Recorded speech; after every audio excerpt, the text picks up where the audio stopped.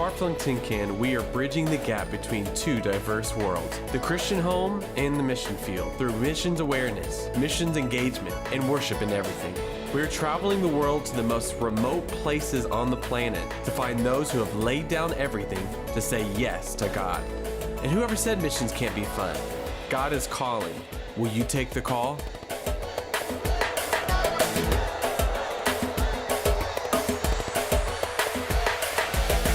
We're in the middle of our first trip to Mozambique. Celia Mendes is a missionary to Gumbane village. The community church had an all-night prayer vigil. For 12 hours, we've been meeting, singing, praying, and then we headed to the ocean and had a sunrise baptism. And now it's early in the morning and we are ready to go to bed.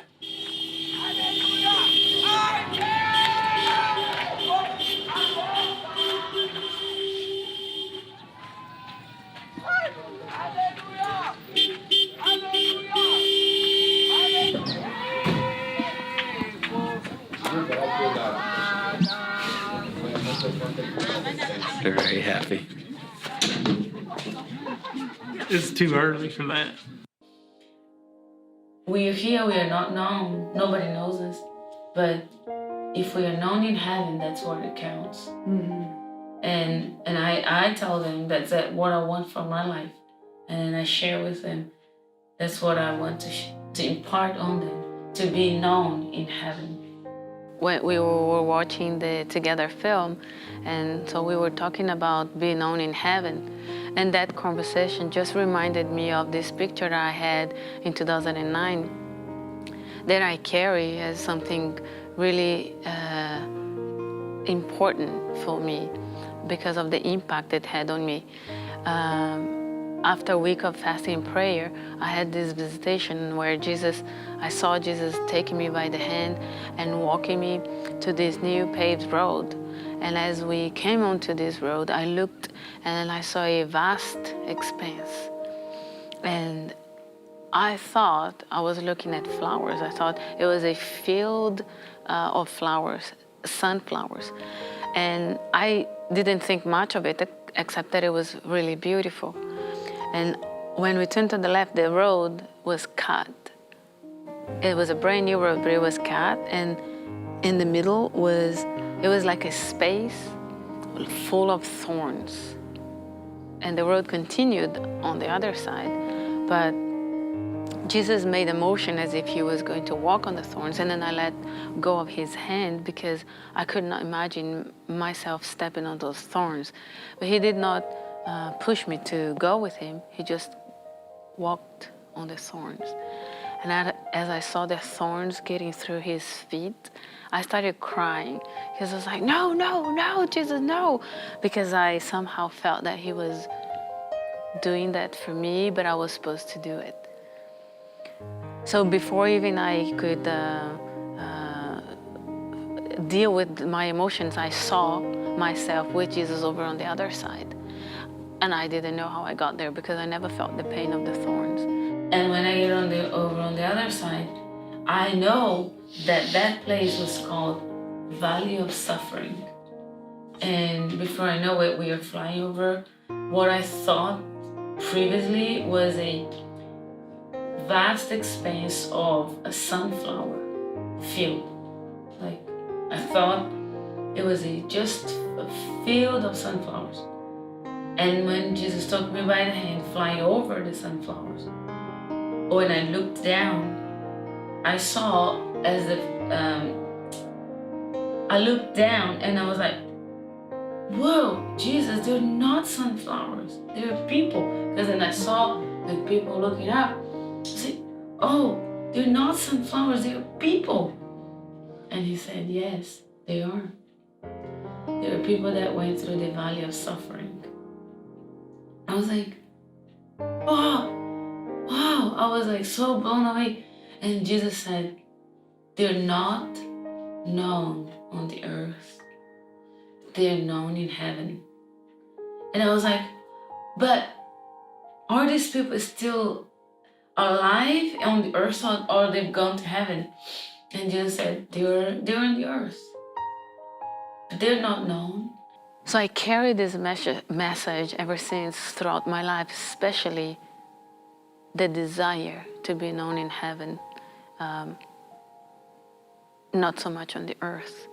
But what it really matters to me now, it is if I'm known in heaven through what I do on the earth, not titles or anything that people go after on this earth, because what it really counts, it is if we are known in heaven.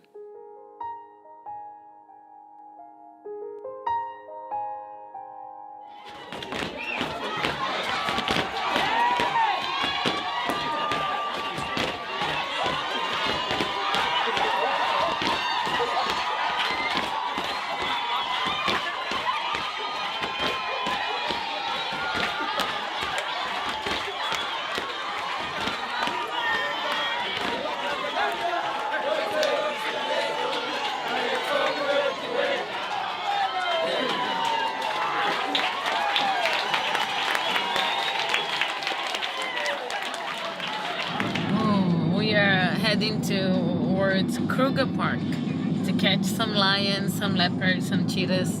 Yeah.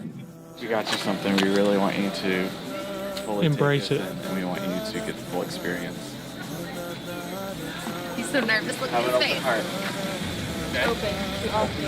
Open. Open mind.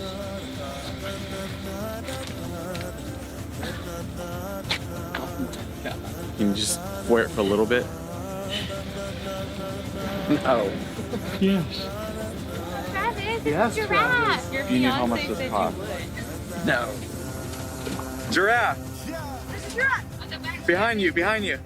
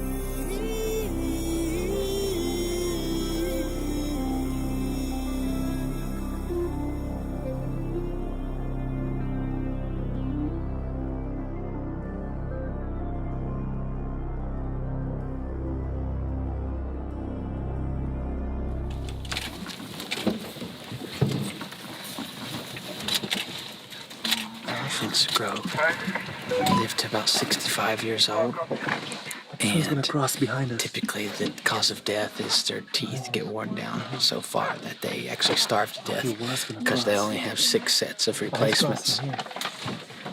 I learned that from our safari guide.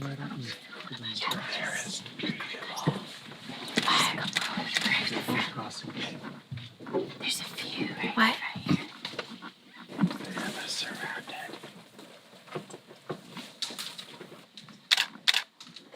If they flap their ears, does that mean they're letting us know? No, he's just here. I thought that's what Lynn said. No, Are you always trying to punch someone? acting like I'm an idiot. Stop acting like that's an idiotic question to ask. That's not an idiotic question. Chris, we got to safari. Chris ran to the bathroom. I guess it wasn't enough, so we're about 30, 40 minutes into it. No. And we're too far from a restroom, so he just snuck off illegally into the Kruger Park bush. We spent 2 full days safaring. As far as predators go, we had 2 instances where we barely got to see lions. Then Chris gets out of the vehicle and he goes into the woods and we hear like this. And we're like, what is that? And our guy gets up, he goes, that's a hyena. As he's using the restroom, we hear this hyena like 1 kilometer away. Chris literally flew back, pants down, to the Jeep. That was the highlight of our day. Highlight of my day. So we finished up the safari. I booked an Airbnb house that was just on the other side of Crocodile River. And it's like right outside the park. I miscalculated a 30-minute drive. It's windy back here. Ow, your hair with me. I know, her hair. We're You whipped your currently hair back and forth. in the middle of a hurricane. What's going on? It's windy. She ain't even scared. We are home. Oh my God, there's zebras everywhere. We just saw a flock of zebras. Let's go get them. He's about to go. You ain't gonna live long, son, I tell you. Come on, go. Don't fall. He's an idiot and he's gonna die. I think that's people scared them up there.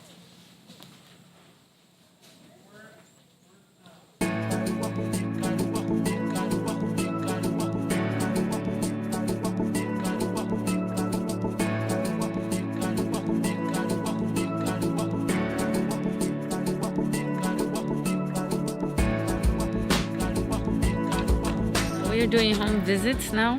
It's one of the ways that we nurture the church. Here in this culture, it's very important to receive visits, to be visited. And so people feel honored and valued when we do that. So it is one of the ways that we use to nurture the church, to encourage them and pray for them in their houses. And usually we have great responses. Right now we are visiting this lady that had a baby. And when they have a baby, they do not leave the house with the baby until they do a ceremony. And so she has not done it yet. So she has not been to church since she had the baby. So we're visiting her now. Oh no! Oh no! Yes, mama. Se mai hai de voltar porque ela disse que não pode entrar lá no muro sozinha. Okay. The mother went to get wood to cook. And so she left the baby. It's 3 weeks old. Quantos anos tem? Poxa, porque quando vira uma pessoa da igreja chegar a fazer oração para ele ou para ela é muito importante. Como pessoa da igreja de Deus, outras igrejas não conseguem andar visitar a pessoa quando tem problema, tem preocupação, mas eu tento falar com a pessoa quando tem problema no seu coração. Eu também não estou perfeito, tenho os meus problemas, mas quando chega a pessoa a chorar, eu tento falar com ele, falar com ela, para relaxar o coração dele. Às vezes à noite, chega a pessoa a bater a porta, está doente, eu saio à noite. Crow, there's crows they're least afraid about, but crow's smartest bird in the world, makes the bald eagle look like an idiot. We're so smart. A crow can actually, there's like an experiment, you'll just have to YouTube it, YouTube crows. No, you're here to guide us. Don't give information, just say YouTube it. Yeah. YouTube. That ain't how Steve Irwin made it. Well, it's not the information. Educate. This is National You're Geographic. Mr. National Geographic. Yeah. You don't Yeah. remember the facts. I don't remember. I remember what they It's did. a 9-step puzzle. Huh? You remember? Here, she A can help me. 9-step Okay, see, My this is why fiance. he's They marrying did a her. 9-step puzzle. Yeah. Oh, yeah, crow. So they start on one end to get their food. I come played out. a crow They in gotta, chess once. It like, beat me. take a See, little she piece comes over out with the here. actual facts and he color codes it. Tell us the fact. So they can do 9-step puzzle. I think they're top 5 smartest animals, Uh-huh. not just birds. Not just birds, They're yeah. really smart. They're super smart.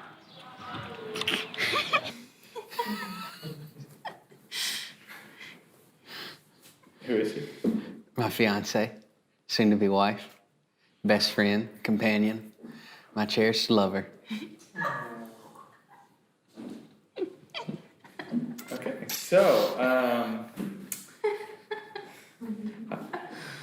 how has it been having her on the team rather than before when she was not on the team? For me, it's been really awesome because I'll definitely miss her being here, super far away. So it makes it easier, and And I'm honestly just super thankful that she has the opportunity to be a part of something that I'm super invested in. Oh, totally. Something I was always looking for in someone. My partner. What did you say? Best friend, life companion, church lover. So, yeah, okay, so my first thought of her is that her smile. She's amazing. She's just so full of joy. She's always laughing, always joking. So happy and just like so thankful in everything and just always giving glory to God. And it's so special to see that. And she's done so much here, just organizing everything. She's so passionate about every piece that she's contributed to, the kids here. I love her garden. She's planted this huge garden. They have kale and different spinach and what is it called? Moringa. And they do a lot with that. It has a lot of nutrients in it, which I love. Like I was saying too, I feel like she's always giving glory to God. And so they were so appreciative of her, but then also bringing it back to Jesus. Every time they're always like, it was really cool. They just feel so blessed. It's really cool to see that they're giving back too. They're here working because this place offered so much opportunity. They want to keep that going, which is also really neat because then it's sustainable. Then they can grow too that way, which is the goal, I think. Should always be the goal with missions, is having that sustainability aspect. She has a servant's heart. Yeah. I could struggle with that, so I appreciate it when other people actually have it.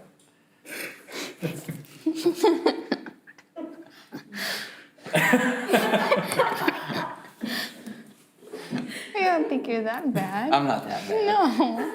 I'm just hard on myself. You're hard on yourself. I don't even want to tell you. Look at Mars! Yeah, so what you're looking here behind me is basically what Travis has been doing on the trip. That's his contribution to the documentary. You know, being in his cell phone. And, well, that's it. Yeah. Skyview, downloading now. Which planet?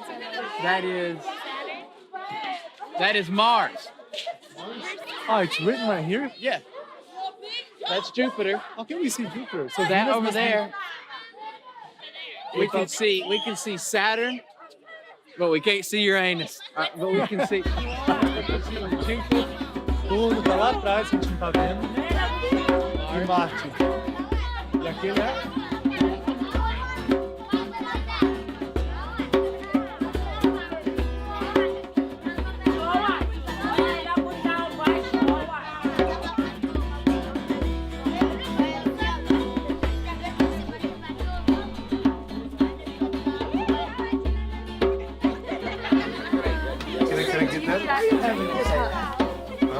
Você precisa de copo?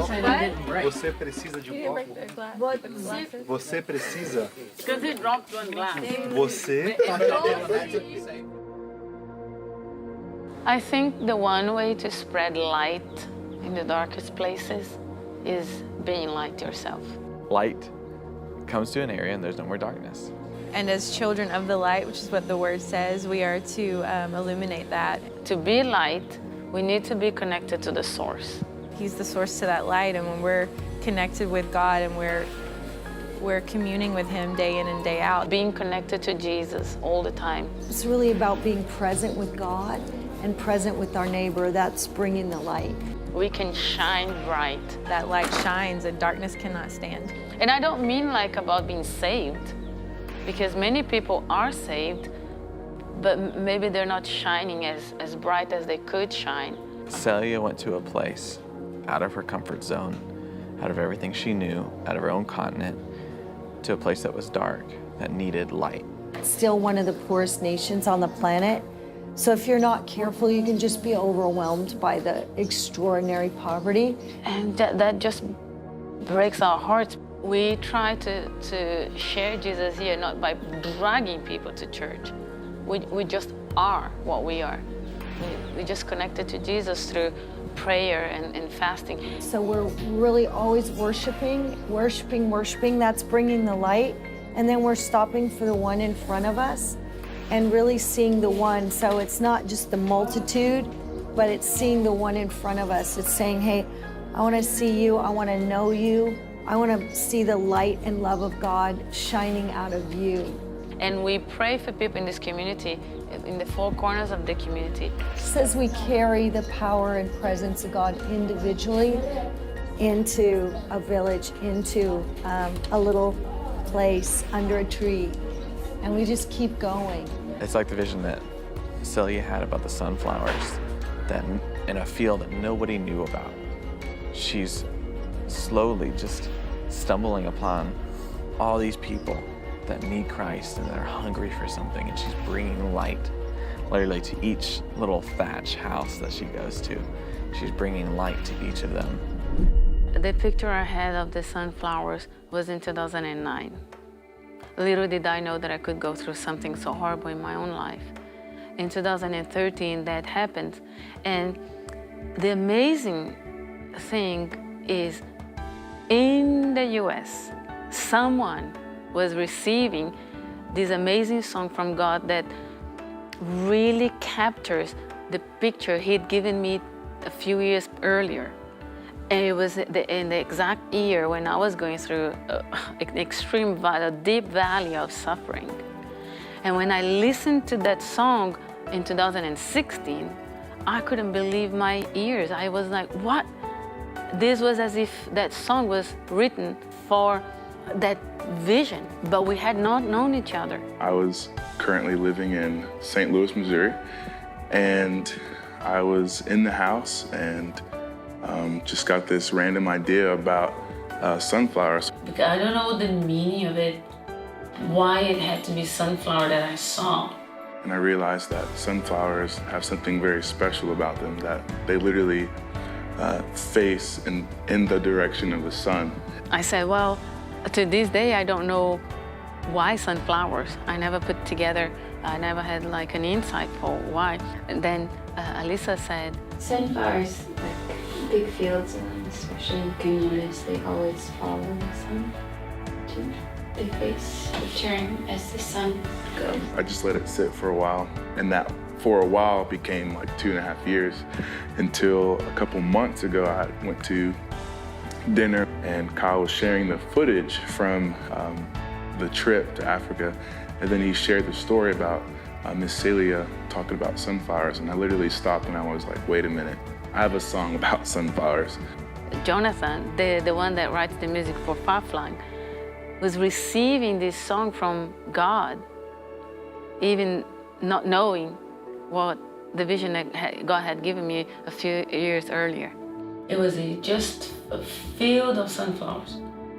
And when Jesus took me by the hand, flying over the sunflowers, I looked down and I was like, whoa, Jesus, they're not sunflowers, they're people. Because then I saw like people looking up.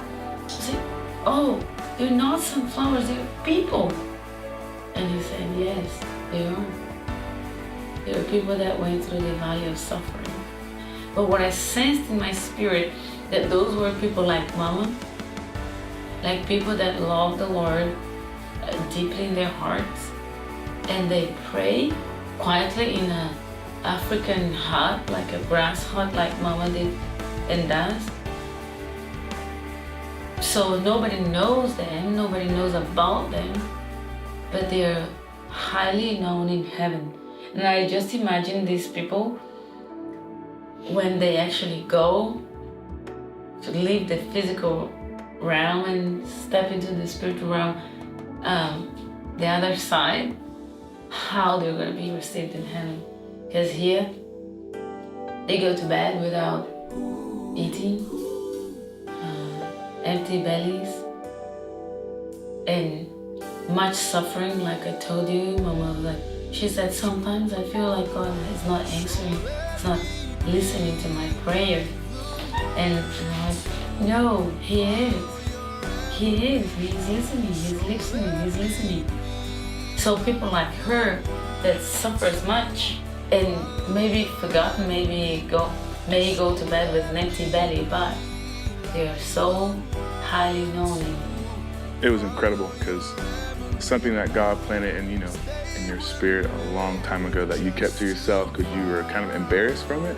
Turns out that somebody was going through the same thing in another country about the same topic, sunflowers, focusing and following the sun. You know what it speaks to me? Is that we need to be focused to where the sun is. There we go. 7 years later, I know what it means.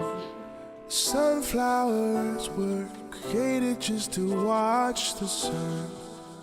They were created just to follow. Far-Flung Tin Can is spreading the gospel and helping others in the most remote places on earth. Our work in Mozambique is ongoing and you can be a part.